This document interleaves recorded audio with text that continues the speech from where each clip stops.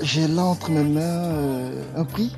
C'est l'un des derniers remporté par un gros monsieur, un grand monsieur, on va le dire, au regard de son combat inlassable contre une pratique nuisible dans ce pays. C'est bien sûr la lutte contre l'excision. C'est le prix Break Silence, si je prononce bien, Briser le silence, qui a été remporté récemment par un docteur, un médecin. Ça a été livré par Lifetime Achievement Award. Il a fait tout à l'heure, je parle anglais ce matin. Alors donc c'est le prix remporté par Dr Maurice Sanda Kouyaté, voyez-le, le nom il est là. Des prix de ce genre, il les a remportés beaucoup de fois. Vous allez le voir tout à l'heure. C'est notre invité ce soir dans l'émission Entre nous. On reçoit pour vous Dr Maurice Sanda Kouyaté. Il est expert des Nations Unies, également directeur exécutif du Comité interafricain de lutte contre l'excision. Il a été initiateur de beaucoup de choses dans ce pays. On ne parle pas beaucoup de lui, mais il est très efficace.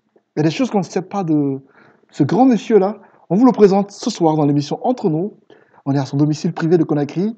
On lui dit bonsoir. Bonsoir. À toi. Merci de nous recevoir. Merci, c'est un grand plaisir. Voilà, donc, et un honneur aussi. Merci beaucoup. C'est toujours pour moi un plaisir de vous recevoir sur un plateau de télévision. Merci. Et ce soir, on parle de vous.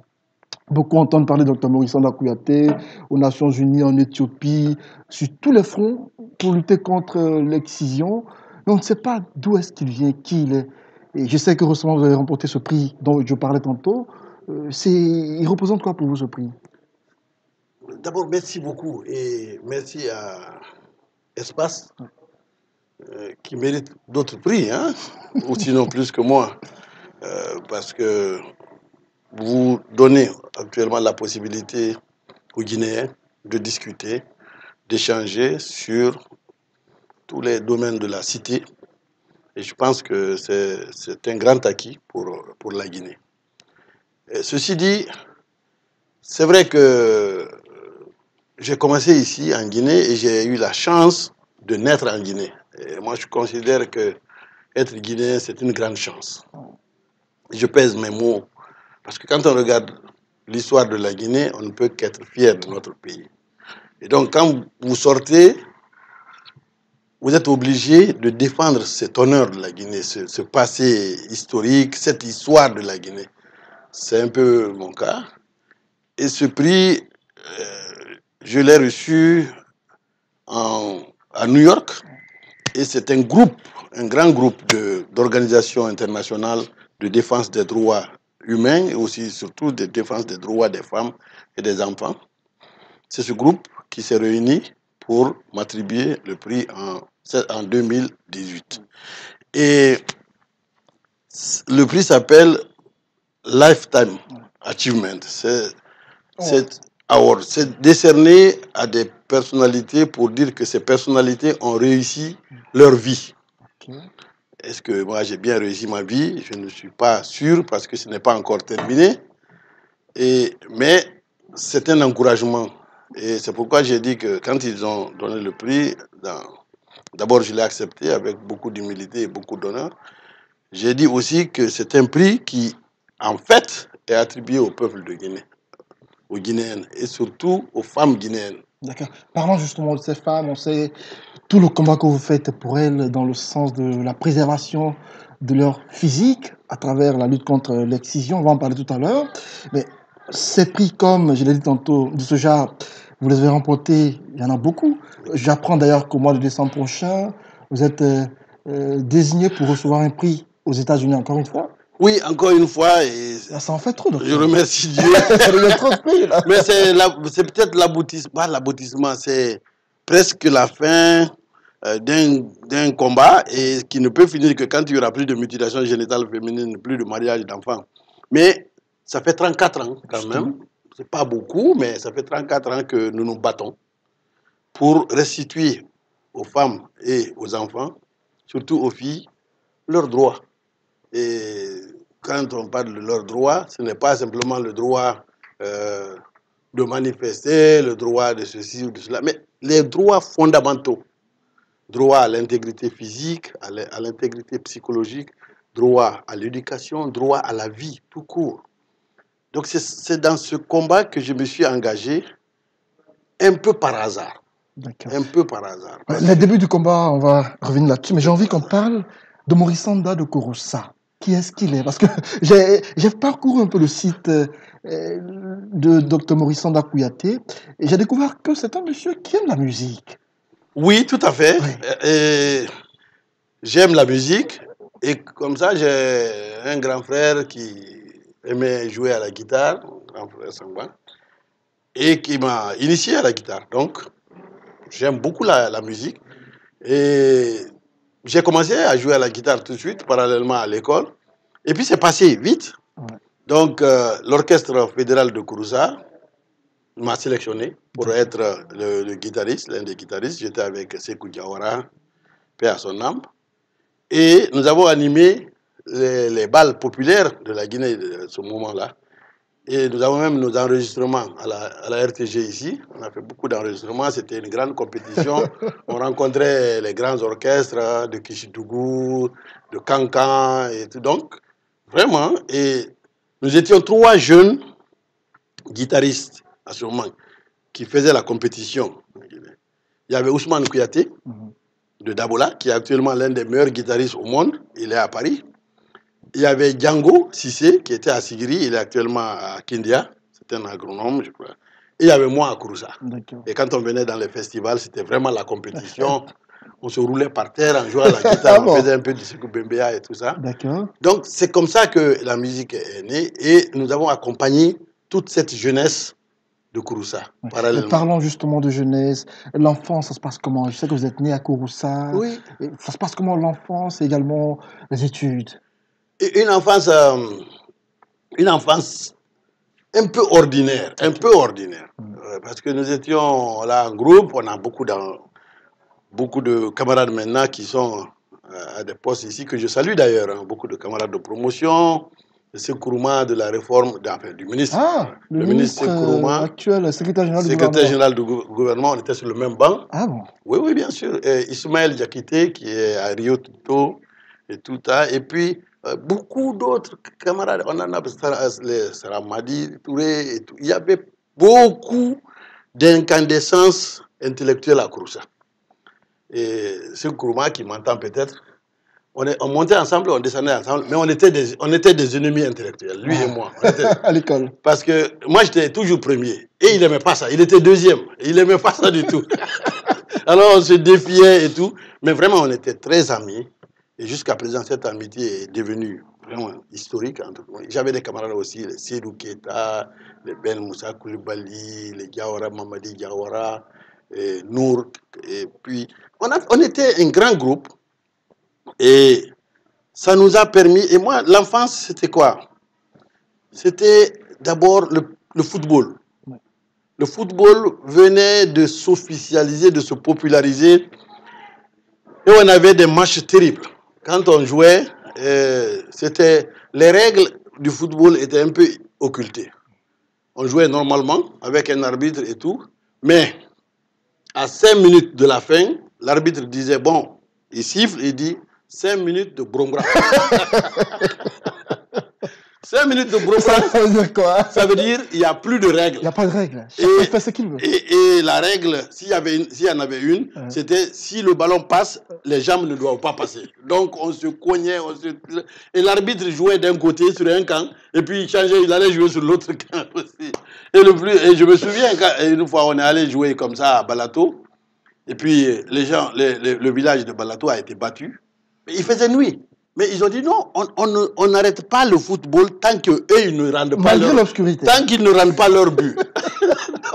Et on ne faisait que marquer. Alors finalement, comme il faisait nuit, on a tous dit bon, on s'éclipse. Toute l'équipe s'est éclipsée la nuit. Et ils nous ont chassés du village. Voilà, ça c'était des choses. Ça c'était quelle année?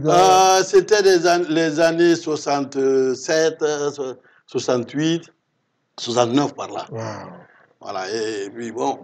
Après, dans cette incandescence-là, il y a eu, entre-temps, il y a eu l'agression du 22 novembre qui était intervenue.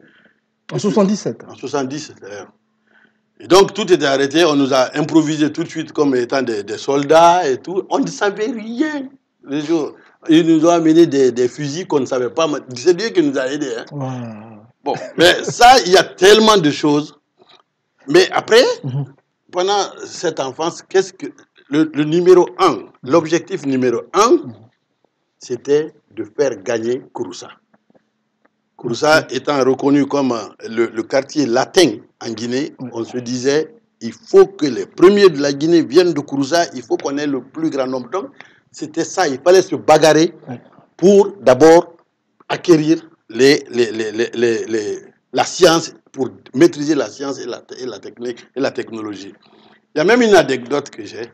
Justement, je parlais de ce Kourouma et quand on allait pour réciter les leçons et tout, moi, je ne récitais pas beaucoup. Mais un jour, ils m'ont dit, ben, écoute, si tu veux vraiment apprendre, il faut monter à l'arbre. Que quand tu vas à l'arbre, là, tu peux mieux apprendre. Alors, tu voyais les gens, on voyait les gens perchés dans les nérés et machin. Pour aller réviser. Pour aller réviser. Alors bon, c'était comme ça. Aujourd'hui, on le fait sous les lampadaires. Mais nous, on était dans les nérés et dans les acacias et tout ça. Alors, c'est dans cette enfance que nous avons baigné, avec beaucoup d'encadrement culturel et tout. Et moi, je suis venu d'une famille moyenne. Mon père a été président du tribunal, paix à son âme et paix à l'âme de ma maman. Surtout maman qui est décédée récemment. Ma maman est décédée le 11 juillet passé. Paix à son âme. Merci beaucoup. Et une brave femme qui nous a élevés, je l'ai dit toujours, qui nous a élevés, après mon père qui nous a élevés dans des conditions assez exceptionnelles. Nous n'étions pas une famille riche, mais on vivait là. On était parmi les mieux positionnés.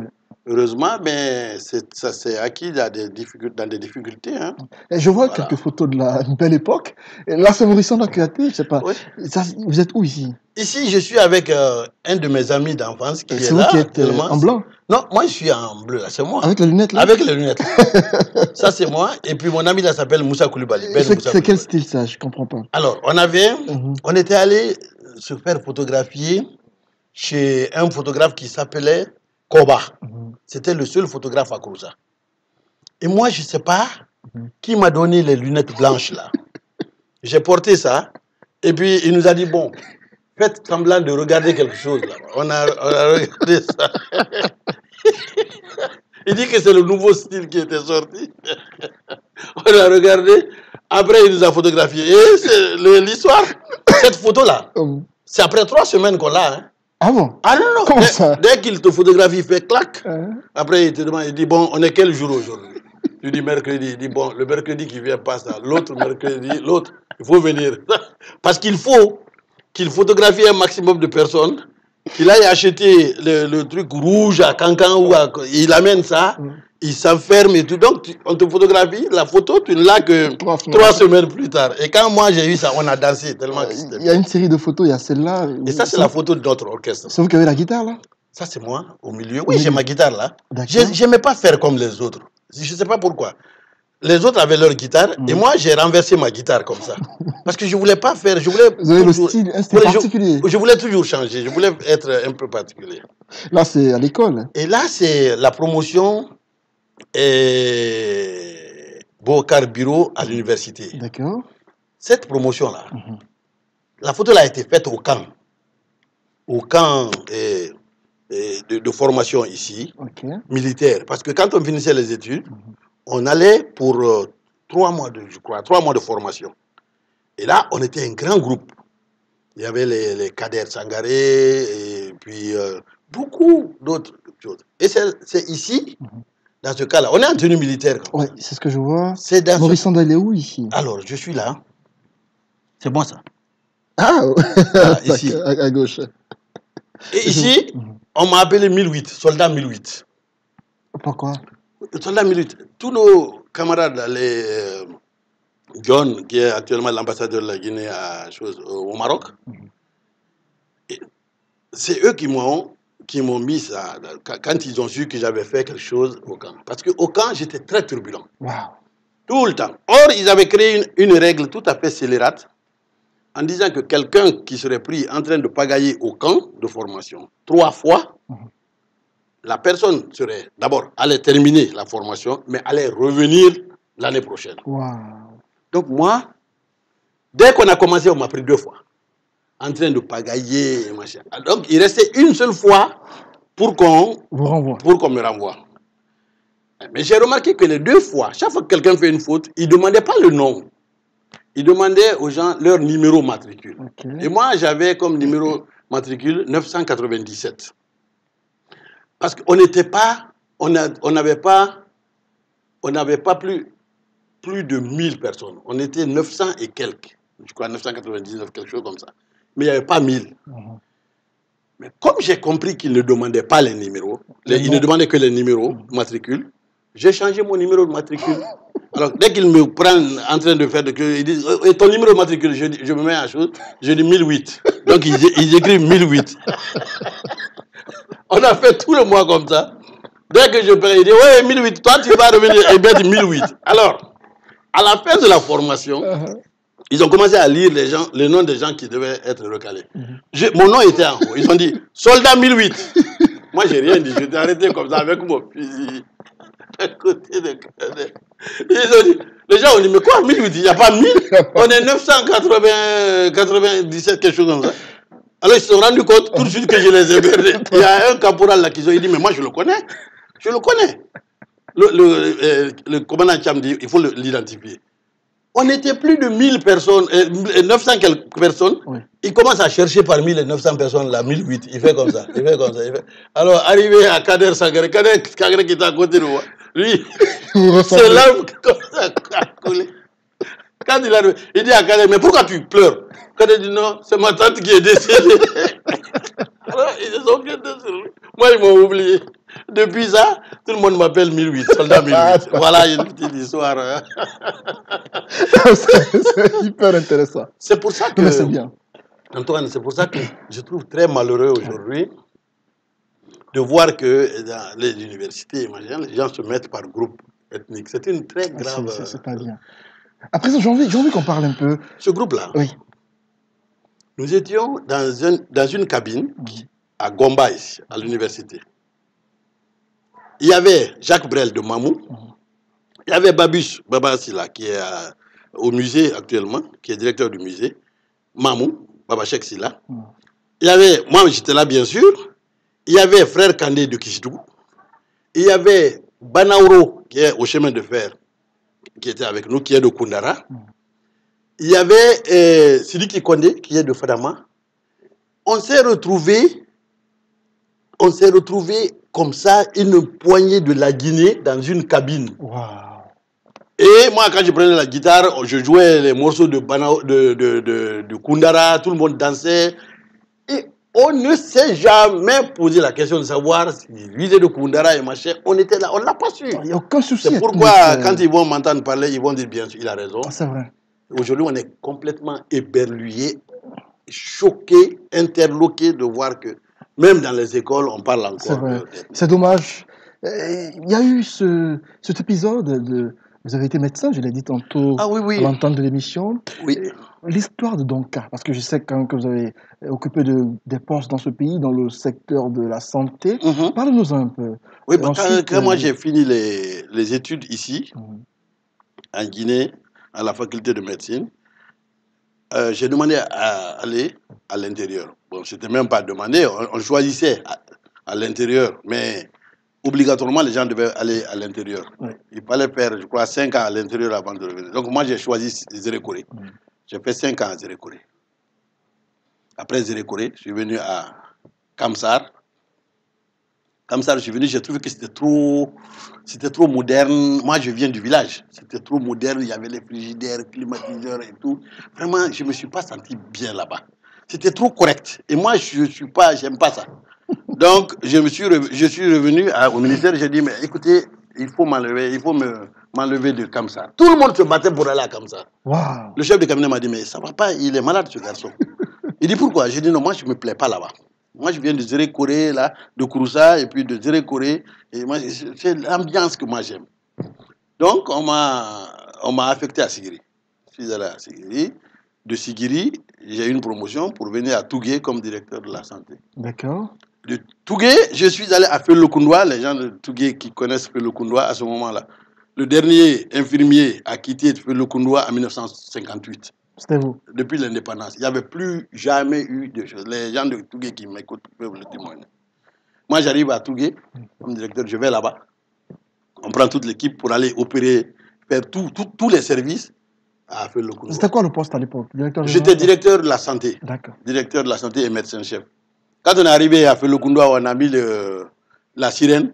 Tout le village a disparu dans la brousse. C'était la première fois qu'ils voyaient ça. C'est pourquoi je remercie Tougué. Parce qu'après, quand il y a eu le changement, quand les militaires sont venus après, ils ont fait la route.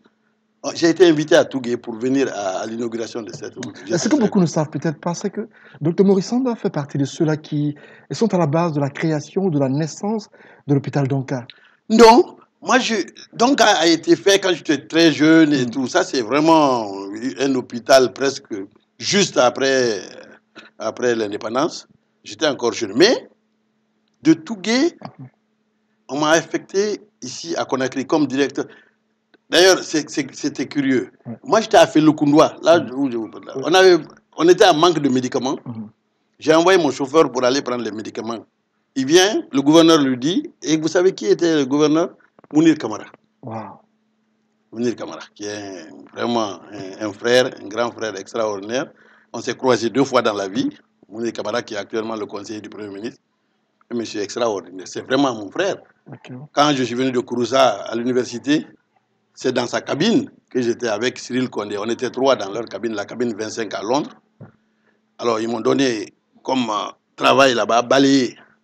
J'ai balayé, je suis fatigué. Un jour, je me suis taillé. J'ai dit, grand frère, moi, ils m'ont cherché partout. J'ai dit, moi, je vais à Gomba. Donc, après, quand je suis sorti, j'ai croisé le gouverneur Mounir à Tougué, qui a été extraordinaire. Et c'est de là-bas, maintenant, qu'on m'a amené un arrêté disant que je suis muté à Conakry comme directeur de la santé de Conakry 3. D'accord. De là-bas, je deviens directeur des relations extérieures du ministère de la Santé. Et puis, directeur des hôpitaux. Directeur national des hôpitaux. C'est de là-bas, comme j'avais ouvert le poste de directeur national des hôpitaux, après le ministre m'a dit, mais pourquoi tu ne vas pas, comme tu as acquis, tu parles toujours de projets sur les hôpitaux, est-ce que tu ne vas pas nous rassembler un financement pour l'hôpital Donka? D'accord. Donc, on m'a donné un arrêté pour dire directeur du projet Donka. C'est comme ça que je me suis retrouvé à Donka. Ça, c'était... Dans les infrastructures construites à l'époque? Oui, c'était déjà fait. Il fallait faire la rénovation. La rénovation. Donc, on s'est battu pour faire cette rénovation. À ce moment, la partie qui est vers le camp Boireau, voilà, c'était un grand bâtiment hanté. Il disait que quiconque touchait à ce bâtiment allait mourir. Les ingénieurs ne voulaient pas, personne ne voulait toucher depuis le plan triennal. Alors moi, je me suis attaqué à ça. On l'a repris. Beaucoup ont déconseillé, il ne faut pas le faire, tu vas mourir et tout. Mais Dieu merci, je ne suis pas mort. Et puis on a fait l'hôpital, la première phase, créer la dermatologie, qui était des petits services, on les a créés. J'ai passé beaucoup de temps là-bas. Et par la grâce de Dieu, on a fait vraiment quelque chose. Et c'est la deuxième phase, à la deuxième phase que moi j'ai quitté. C'est pourquoi je voulais profiter de l'occasion pour vraiment féliciter le président et le gouvernement parce que cette deuxième phase, il fallait la faire. D'accord. Il fallait la faire et maintenant, c'est en train d'être fait. À l'heure actuelle, c'est la deuxième phase en cours. C'est la deuxième phase qui est en cours maintenant, qui est le bâtiment central. Parce que tout le reste, c'est moi qui ai fait. Tout le reste autour. Tous les autres bâtiments. Tout, c'est moi qui ai fait. D'accord. Même la porte d'entrée, et tout, c'est moi qui ai fait. D'accord. Il y a eu le cas de Nzérékora aussi, parce que je sais que, à moins que je ne me trompe, Dr Maurice Sanda a amené pour la première fois la Croix-Rouge à Nzérékora. D'abord, j'ai été directeur de la Croix-Rouge de Conakry 3. D'accord. Mais quand je suis venu au ministère de la Santé comme directeur des relations extérieures, il y a eu le changement de régime. Le président Sékou Touré est mort et puis les militaires sont venus. Il y a eu une ouverture. Et là, moi, je me suis retrouvé, grâce au docteur Paté et docteur Mamadou Kababa, je me suis retrouvé comme directeur des relations extérieures du ministère de la Santé. Et donc, on a fait le tour du monde pour chercher des partenaires. Et c'est à ce moment-là qu'on a fait venir les Médecins sans frontières. Et quand les Médecins sans frontières sont venus, on les avait dans les bras, personne ne voulait les prendre. Personne ne voulait les prendre. Donc, finalement, on les a envoyés à Kouroussa.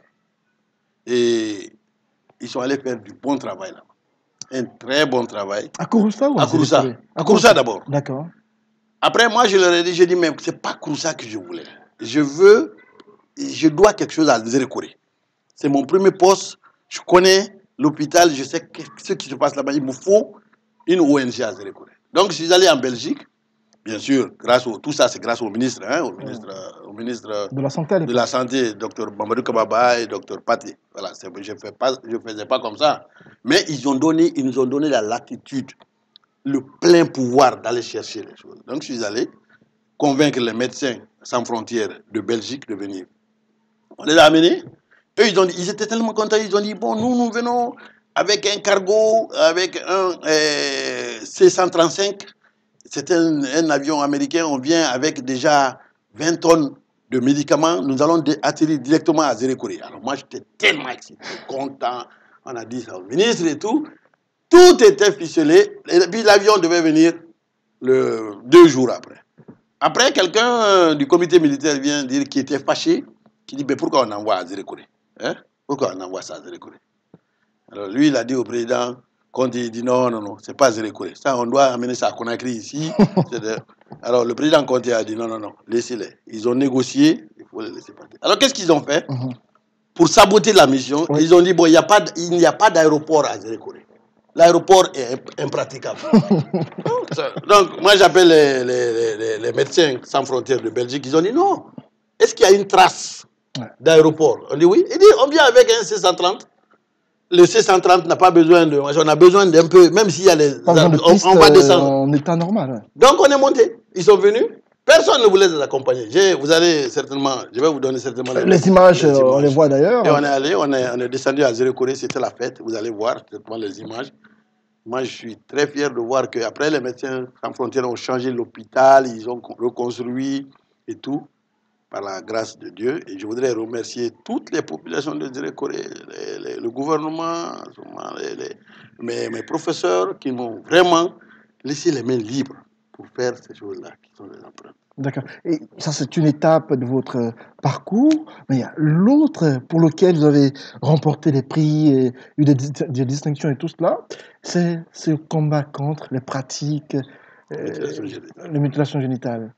Parlons-en un peu. C'est quoi l'histoire? Parce qu'on parle de 34 ans de combat et tout ça. Ça commence par quoi? Pourquoi est-ce que Dr Morissona, tout à coup, s'intéresse aux mutilations génitales féminines? Pourquoi je dis par hasard? Mais juste pour boucler la parenthèse des hôpitaux, il y a un hôpital ici qui s'appelle les Flamboyants. Les Flamboyants, oui. Oui. Ça, c'est à Ratouma. Oui, à Ratouma.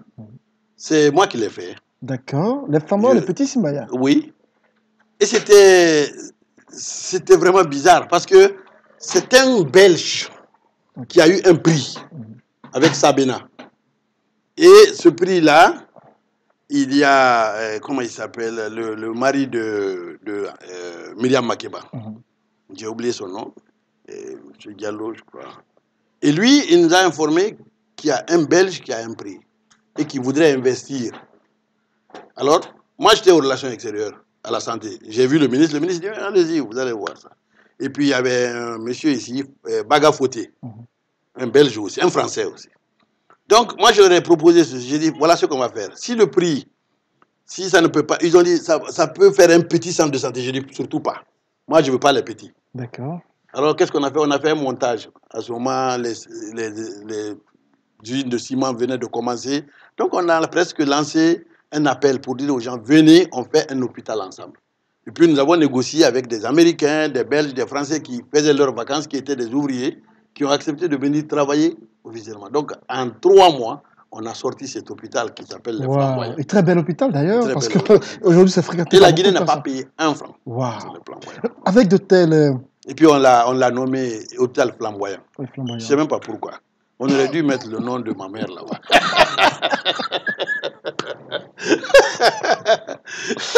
Mais avec de telles réalisations, de telles contributions pour son pays, vous décidez de partir. Oui, je suis parti comme ça. Et d'abord, vous avez posé une question sur les mutilations. Ouais. Après, je vous dirais... C'est l'une des raisons pour lesquelles vous êtes parti. Oui. C'est les mutilations qui m'ont fait partir. Ouais. Moi, j'étais jeune médecin à Tougué. Et puis, un matin, je vois une famille venir en pleurs avec 2 jumelles. Les 2 jumelles de 12 ans en train de saigner. C'était quoi? Mutilation. En quelle année? Alors, ça, c'est 1983. Wow. 1983. Enseignait. Alors, toute affaire cessante. Je dis, on bloque tous les services, tout le monde au chevet des deux jeunes filles. Il faut qu'on les sauve. Tout l'hôpital, pendant 2 jours, on a tout fait. Rien à faire. Les deux sont décédés. À Donka. À Tougué. Tougué. Les deux sont décédés. Wow. Les deux sont décédés. Ça m'a choqué. Ça m'a choqué. Alors, j'ai fait un pamphlet, un écrit, pour dire, à ce moment, je ne connaissais rien des mutilations génitales. Je n'en avais jamais entendu parler. Mais je savais que ça existait. Donc, j'ai fait un petit écrit pour décrire comment on a reçu les deux fillettes, comment elles ont saigné, comment elles ont été massacrées, passez-moi l'expression, et elles sont décédées, on n'a pu rien faire. Et puis, en conclusion, je disais, si vraiment on ne peut pas arrêter ça, il faut que les gens aient une belle notion de l'anatomie. Moi, j'ai parlé à un jeune médecin. Ouais. C'est cet écrit-là qui a été lu à l'OMS. Wow. Donc, l'OMS m'a contacté à travers une dame ici qui s'appelle Madame Tunkara, paix à son nom. Elle était à la SIG. Ils ont dit, mais voilà, nous luttons contre les mutilations génitales. Il y a un jeune médecin en Guinée qui lutte aussi contre les mutilations. Moi, je ne luttais pas. Vous dénonciez. C'est là où ils m'ont contacté pour dire, voilà, les mutilations génitales, c'est ça. On a déjà fait une conférence, il faut que, à Khartoum, il faut. Alors, c'est là où moi, quand j'ai eu les images et tout, moi j'ai dit, mais c'est religieux. Ils ont dit, ça n'a rien à voir. Donc, on m'a fait rencontrer des hautes personnalités religieuses et tout. Finalement, j'ai dit, bon, on ne peut pas lutter à partir de Genève. Créons une organisation africaine, panafricaine. Là, on a créé le comité interafricain sur les pratiques traditionnelles affectant la santé des femmes et des enfants. Et vous êtes d'ailleurs le directeur exécutif. Là, maintenant, je suis le directeur exécutif. J'ai été directeur des opérations, d'abord président ici, parce qu'on a créé les branches dans tous les pays. Okay. Et la branche de la Guinée, c'était CEPETAF, celui de coordination sur les pratiques traditionnelles, avec Dr Maria Magelo, qui était là, Mme Tunkara aussi. Et c'est de là qu'ils ont commencé à me faire des conférences. Je défendais un peu plus que les autres. Donc, on m'a remarqué. Et entre-temps, quand on a fini Donka, je faisais le travail de cette ONG que j'avais créée parallèlement à mon travail. Mais ils m'ont tellement sollicité après, parce qu'après j'étais chef de division de la santé de la reproduction, et directeur des hôpitaux, tout ça. Mais parallèlement, il y avait ça. Là, il y a un ministre qui vient. Le ministre est venu, il dit, je veux balayer tout le monde. Je ne veux voir personne. Alors que notre équipe, avec Dr Kanjura, avec Dr Madigwe Fofana, on avait fait beaucoup de choses. On avait vraiment posé les bases de la santé en Guinée.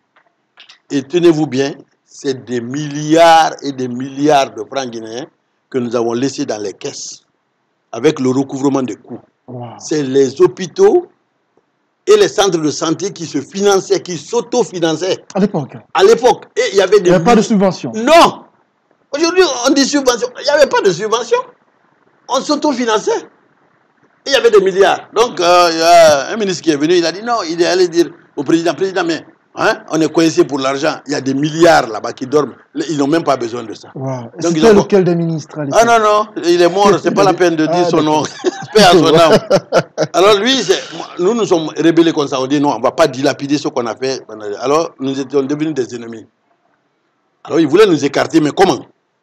Moi j'avais un défi, je ne voulais pas démissionner. Parce que je dis, dans 10 ans, 20 ans, 30 ans, on va dire à mes enfants, votre papa a abandonné la Guinée, il est parti. À ce moment, l'OMS, le comité interafricain m'avait écrit pour dire, venez, vous allez devenir directeur des opérations. J'avais ça en poche. Je n'ai rien dit. Et lui, il est venu, il a dit, je vous balaye tous. J'ai dit, monsieur le ministre, n'hésitez pas, si vous voulez vraiment changer, changez. Donc, un jour, j'étais allé chercher les certificats de naissance de mes enfants. C'est le docteur Joanne, une amie qui m'appelle, qui dit, ah, on vous a balayé, hein? L'arrêté est sorti, vous êtes balayé. J'ai dit, il m'a balayé, c'est bon. Donc j'ai sorti, bon, le truc là, j'ai appelé, j'ai dit, bon, je suis d'accord. C'est comme ça que je suis parti d'ici. Donc je n'ai pas fui, Donc, vous êtes rien, on parti m'a par chassé. la faute des autorités guinéennes. Non, on m'a chassé. Par la faute. Par la faute.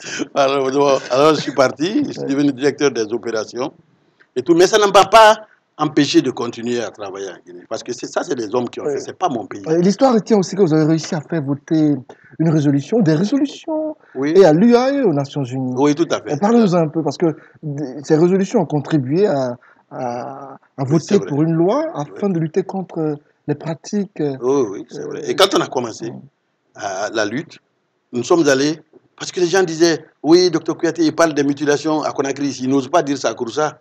S'il va là-bas, on va le cogner avec les fétiches, il ne peut pas. Donc pendant 2 ans, 3 ans, on a sensibilisé les populations de Kouroussa. Et le 6 novembre 1999, il y a eu le dépôt des couteaux par les femmes de Kouroussa, officiel. En 99. En 99. Donc, à partir de là, moi, dans mon discours, le 6 novembre, à Kouroussa, j'ai dit, les femmes de Guinée, à travers les femmes de Kouroussa, ont déposé les couteaux. Nous allons porter votre parole aux Nations Unies pour que les Nations Unies sachent et diffusent au monde entier que la Guinée a fait un pas de géant. Et nous demanderons au monde de vous suivre et de prendre une résolution. Ça, c'est resté dans ma tête. C'était un engagement devant les populations guinéennes. Il y avait tout le monde. Il y avait Donc, ce dépôt de couteau à Kouroussa oui, est à la base du vote de la résolution. exactement. Donc, à partir de là-bas, comme j'avais donné cet engagement, on était avec le docteur Guélo et tout ça. Quand je venais à Addis Abeba, j'ai dit, il faut qu'on ait d'abord une journée internationale. Une journée internationale sur les mutilations génitales féminines. Donc, on a proposé, c'est passé.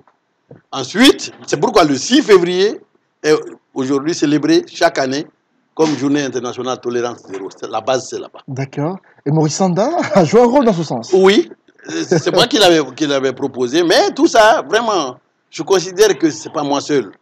C'est pourquoi ce prix-là, je dis que c'est pour les femmes de Guinée. Il a fallu que les femmes de la Guinée, que le gouvernement guinéen d'alors fasse une déclaration, que tout le monde s'engage, que les journalistes, la RTG, s'engagent à fond, je vous assure, Monsieur Kourouma. Des fois, quand on faisait des interviews, avant qu'on ne sorte, les gens sont à la porte, à la RTG, en train de nous insulter les journalistes et tout. Le jour où on a sorti les mutilations, on a insulté le journaliste qui était, je l'ai rencontré l'autre jour. On nous a insultés tout. Finalement, moi-même, j'ai eu peur. J'ai dit peut-être que je ne suis pas le bon chemin. Donc, je suis allé à la Mecque. Je suis allé à la Mecque en 99. Oui, on a tellement... les marabouts, les faux marabouts, je ne parle pas des vrais, hein. Il y a de très bons marabouts ici, il y a de très bons musulmans, il y a de très bons imams en Guinée, vraiment qui sont des érudits et tout. Mais il y en a des faux. Ces faux marabouts-là se sont rebellés contre nous. Finalement, je suis allé à la Mecque. Wow. Ah oui. Je dis avant de continuer, je vais aller prendre des nouvelles. Je fais mon pèlerinage, je viens rencontrer grâce à M. Diouf, qui était à la Banque islamique, je lui dis, je veux rencontrer l'imam Soubaï. C'est le grand imam de Médine. Je veux lui poser une question. On est venu, on s'est assis, il a dit, voilà, c'est un jeune médecin, il voulait vous poser une question. Il dit oui. Il dit, la mutilation génitale, l'excision, est-ce que c'est dans le Coran? Après, il a regardé Diouf, parce que Diouf parle arabe. Il dit, c'est quoi mutilation génitale? Moi, j'explique. Diouf commence à lui expliquer. Il dit, voilà. Il dit, ça va. Il dit, ce monsieur-là, il est de quel pays? Je dis, il ne faut pas dire le nom de mon pays. Il dit, subhanallah. Il dit, ça, c'est quoi ça? Il dit, ça, c'est un crime. Il dit, l'islam. Donc, c'est le grand imam. Donc, vous avez eu l'assurance. C'est l'assurance. Et d'ailleurs, je vais vous montrer, peut-être que vous allez me montrer ça je vais vous montrer un financement de la Banque islamique de développement pour lutter contre les mutilations génitales féminines. C'est-à-dire tous les pays musulmans ensemble donnent l'argent pour lutter contre les mutilations. Donc, ce n'est pas interdit par l'islam. C'est interdit par l'islam. Ils disent de lutter contre. Okay. La Banque islamique donne de l'argent pour lutter, pour qu'on arrête. Bon, l'autre jour, sur une télévision concurrente Évasion, je vois un monsieur qui sort là, hein, avec barbe, parce que c'est comme ça qu'ils veulent effrayer les gens. Il dit, voilà, dans le Coran, il est écrit excision. C'est-à-dire, je n'ai même pas compris comment il peut dire comme ça que lui connaît le Coran et que c'est dans le Coran. Parce que le Coran, c'est en anglais, en chinois, en arabe, en wolof, c'est écrit dans toutes les langues. Et il a le toupet de dire que c'est écrit. Alors que ce n'est pas là-bas. Mais parlons de ça. Quelles sont les difficultés auxquelles vous avez été confrontés dans ce combat en Guinée? Parce que d'aucuns estiment que Dr Maurice Sanda, qui est guinéen, qui lutte contre cette pratique-là, ailleurs, il a réussi tout de même à faire comprendre aux populations c'est quoi les méfaits de l'excision. Mais dans son pays, c'est compliqué. Parce que la Guinée vient, je crois, au 2e rang des pays les plus touchés en Afrique, après la Somalie. C'est ça qui est dramatique. Et c'est ça qui me choque. Parce que ce qu'on a fait ici, les dépôts de couteaux à Kouroussa, à Kérouané, à Kishidougou, à Dalaba, à Pita, à Labé, à Zérekore, à Forekaria, hein, à Conakry, ici, on a fait les dépôts de couteaux là, officiels partout. C'est ce que les gens ont vu. C'est grâce à ça que moi, on m'a demandé d'aller faire la même chose ailleurs. On est allé ailleurs, tout le monde a appliqué ce qu'on faisait ici. Et les gens ont fait baisser le taux de mutilation génitale féminine. On a vu en Éthiopie. En Éthiopie, ça fait 16 ans que je suis là. En Éthiopie, au Kenya, en Tanzanie, partout. Les gens ont appliqué ce qu'on a fait ici en Guinée. Et puis les taux sont baissés. Ici, tout le monde. Problème. Ici, tout le monde est contre les mutilations génitales. Sauf quelques magiciens, prestidigitateurs, qui manipulent le Coran pour rien. Et en passant, il y a aussi les traditionalistes. Soit dit en passant, je voudrais féliciter le président Alpha Condé. Il a reçu un prix, le prix de leadership africain. Vous l'avez décerné cela, je crois. On lui a donné ça. En 2018. Oui. Au mois de janvier. Au mois de janvier. Parce qu'il est le seul chef d'État au monde à mettre ça à l'agenda de l'Union africaine, avec les mariages d'enfants. Bien sûr, il y a des... Thomas Sankara en avait parlé, le président Diouf en avait parlé, ils ont fait des lois. Mais dire l'Union africaine doit prendre des lois pour ça, c'est le président Alpha Condé. C'est à cause de ça qu'il a reçu le prix. Et chaque fois, ici au palais, quand les femmes ils disent on a 2 problèmes avec les femmes africaines, l'excision et les mariages d'enfants. Ils le répètent partout. Donc, vraiment, le président le dit, il est contre. Le gouvernement, le premier ministre Yula et tout, il a fait une conférence ici, vacances sans excision. Et ils ont dit, il faut arrêter. Les journalistes ont dit, il faut arrêter. Les jeunes, tout le monde dit, il faut arrêter. Chaque fois qu'on dit ça, il y a 2 ou 3 prestidigitateurs qui viennent à la télévision, qui savent tout ce qu'ils ont raconté là, y compris ce que le président a raconté, c'est faux. Mais il n'y a qu'en Guinée que quelqu'un peut se lever et dire que la loi que le président défend, ce n'est pas la voix du président, mais la loi que le gouvernement guinéen, dont la Guinée s'est dotée, parce qu'il y a une loi contre les mutilations. Comment quelqu'un peut venir à la télévision dire encore, contre la loi, faire l'apologie des mutilations génitales féminines, et puis il va se coucher tranquillement, et on lui ouvre les micros, et là, il peut mutiler des centaines ou des milliers de filles et personne n'en accuse. C'est ça la plaie de la Guinée. En réalité, l'État est faible. D'accord. On est pratiquement vers la fin de l'émission Dr Maurice Sanda. On a une rubrique chez nous, on parle de l'invité côté famille, côté maison. Dr Maurice Sanda, forcément, est un père de famille. Il a combien d'enfants aujourd'hui? Alors, moi, il est aussi grand-père, je le rappelle. Moi, je suis grand-père. Si je dis ça, c'est grave. Je suis grand-père. J'ai mes petits-enfants qui mangent. Je suis devenu patriarche. Ouais. J'ai 11 petits-fils maintenant. J'ai 7 enfants vraiment qui m'entourent. Et je voudrais ouvrir une petite parenthèse quand même. Je me suis marié à Mamou. Et ça, je n'oublierai jamais ça de ma vie. Ouais. Parce que Mamou, il y a 2 choses. J'ai parlé de Zérekore. À Mamou, il y a 2 choses. Mamou, quand j'étais jeune élève, admis pour venir à Conakry, en venant dans le train est tombé en panne à Mamou. J'étais avec mon ami Nour, paix à son âme, et on a fait 3 jours sans manger. Alors finalement, comme on n'avait personne, on s'est improvisé, on a dit bon, on va mendier, on fait les mendiants. Moi, je suis devenu celui qui tient le bâton, la canne, et lui, lui aussi, il est devenu le vrai mara. Et on a fait le tour du marché de Mamou.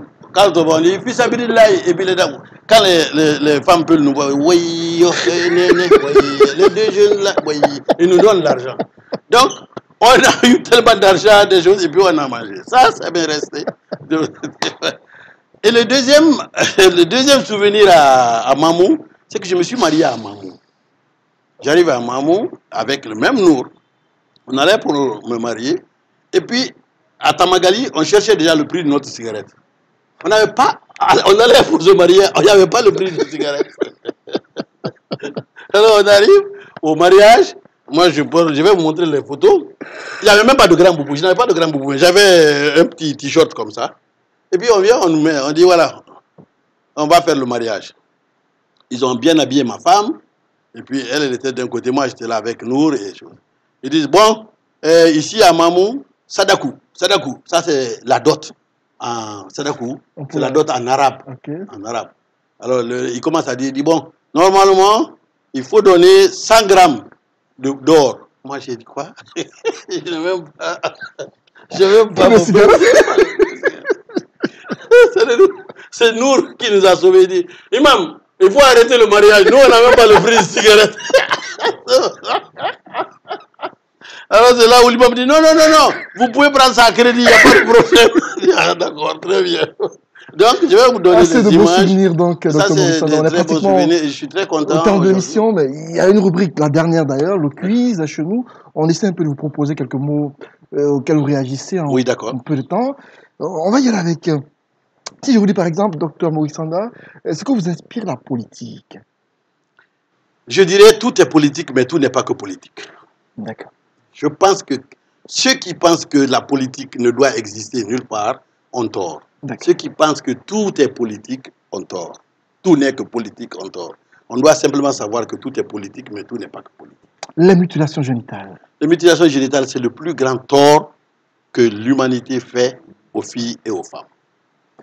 L'Éthiopie. L'Éthiopie, c'est mon pays d'adoption, un pays qui m'a grandi, qui m'a reçu les bras ouverts, qui m'a considéré et qui, à travers moi, a considéré la Guinée. C'est un pays que je n'oublierai jamais. La Guinée. La Guinée, c'est une fierté pour moi. Ça restera toujours une fierté pour moi. Je considère que tous ces soubresauts que nous sommes en train de faire, on est en train de se chercher, mais un jour, la Guinée prendra sa vraie place. Il faut que nous ayons, que la jeunesse ait confiance en la Guinée. C'est la confiance. Pour moi, la Guinée, c'est la confiance. Et pour vous, c'est quoi le mariage, la famille? Quand vous allez sur mon site web, j'ai écrit une phrase. Sans ma famille, je ne suis rien. Pour moi, sans la famille, on n'est rien. Que ce soit une famille biologique ou que ce soit une famille semi-biologique, ceux qui n'ont pas d'enfants, qui adoptent des enfants, ces enfants sont devenus semi-biologiques. Même sans ces enfants, on n'est rien. Donc pour moi, la famille, c'est la base de tout. Regardez un peu, ceux qui disent on n'a pas besoin de famille, c'est que quand ils vont toujours tomber dans d'autres familles qui les considèrent comme des sans-famille et qui les rejettent. Donc pour moi, c'est la base de tout. En résumé, on va retenir quoi? C'est quoi le message de fin de Dr Maurice Sanda Kouyaté? Avant qu'on procède à la lecture d'ailleurs de quelques distinctions auxquelles vous avez eu droit durant tout votre parcours et tout cela. Le message, merci à mes parents, merci à mon père, merci à ma maman qui vient de décéder pour avoir permis à moi d'aller à l'école, de m'instruire, d'être utile à mon pays et d'être utile aussi à l'humanité. Mais je pense que ce n'est pas fini, que la lutte continue. Et pour moi, le message que je vais lancer, ce ne sera pas un message qui me concerne. Nous qui sommes allés à l'école, nous qui occupons les places aujourd'hui, ayons pitié des pauvres paysans qui comptent sur nous, qui pensent que c'est nous qui devons sortir notre pays de la léthargie. Ayons pitié de cette population. Ne pensons pas à nous seulement, pensons à ceux-là. D'accord. Voilà. Merci, docteur. C'est ça mon message. On sent l'émotion en vous et on sent la satisfaction aussi. Est-ce qu'on va dire que Dr Maurice Sanda a atteint son objectif? Oui, objectif pour moi, parce que des filles, comme je vous l'ai dit, des femmes, des filles s'organisent maintenant pour dire non aux mutilations génitales, non aux violations de leurs droits, non au mariage d'enfants.